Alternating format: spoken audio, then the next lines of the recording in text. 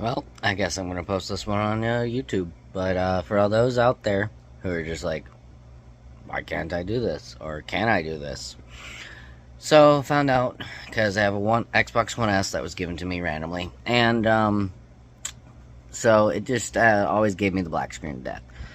It always be on like this, but no screen. And it turns out HDMI was broke, but I got that fixed. Still black screen of death. Alrighty, so I need a new hard drive. Well, Xbox Generation 1 right there, Xbox One, has the same hard drive. So, took the 1 terabyte out of there, so a little bit of a downgrade, but 500 gig. And we've gotten somewhere. We're no longer no display. Yes, obviously the drive is a bit corrupted, and we'll get to that, but, boom. And, there's plenty of videos out there on YouTube on how to partition drive. But yeah, for those out there, if you're just wondering,